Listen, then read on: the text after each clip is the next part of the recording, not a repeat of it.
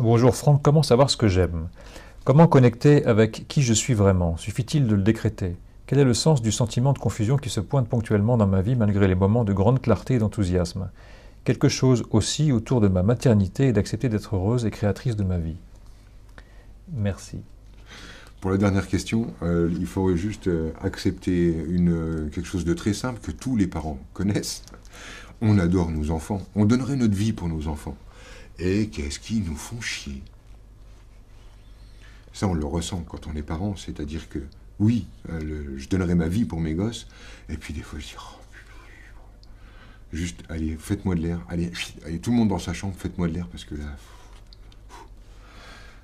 il y a cette notion-là dans la question, surtout la fin de la question. Mais attends, j'arrive. Mais pendant que tu bois, moi je t'ai vu avec tes gosses, comme tu dis, j'ai pris une leçon quand même. C'est parce que je triche. Moi, j'ai des gosses en intérim. C'est-à-dire que 15 jours, je fais mes stages et je les vois pas. Et 15 jours, on a les 4 enfants. Et là, bah, on peut jouer aux parents modèles. Tu vois, quand tu les as à la moitié du temps, tu peux jouer aux parents modèles. À partir du moment où ils commencent un tout petit peu à être gonflants, hop, hop, hop, hop, allez les petits, retournez vos parents, voir vos parents respectifs.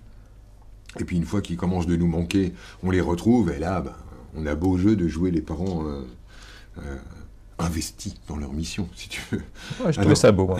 bah ouais, évidemment. Par contre, quand je suis avec eux, du coup, on dit ah, wow, quelle patience cet homme. Alors, dis-moi voir le début de la question.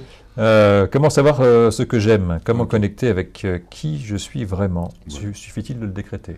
Oui, alors oui, en fait, c'est marrant, mais il suffit de le décréter. Mais si tu veux, là où tu te prends les pieds dans le tapis, c'est que tu cherches qui tu es vraiment. Il n'y a pas de vrai nous. Le vrai nous, c'est le nous qu'on exprime.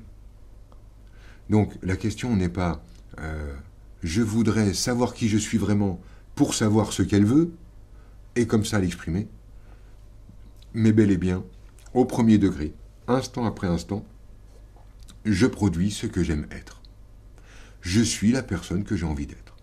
Si tu te mettais à parler comme la femme que tu as envie d'être, à agir comme la femme que tu as envie d'être, à parler à tes gosses comme la maman que tu as envie d'être, mais dans ce que nécessite l'instant, ben, tu n'aurais plus jamais ce genre de questions.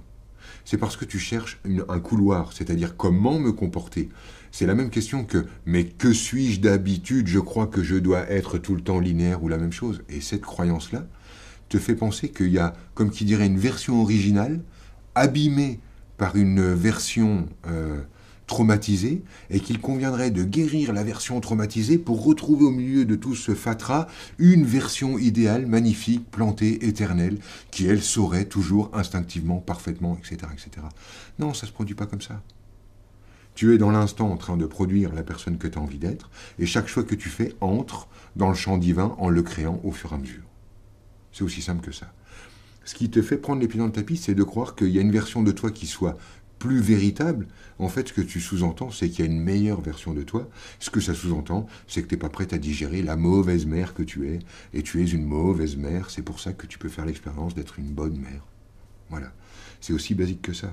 On est dans j'accepte, ben voilà, ma fameuse humanité, celle dont on parlait juste, je crois, avant la pause. Quoi. C'est ça. Après, il y avait un petit truc en dessous, c'est le coup de quand tu dis j'ai parfois pourtant beaucoup de clarté, d'enthousiasme et de machin. Franchement, il y a un espèce de surjeu, sans déconner, si tu as un peu de recul sur ton truc.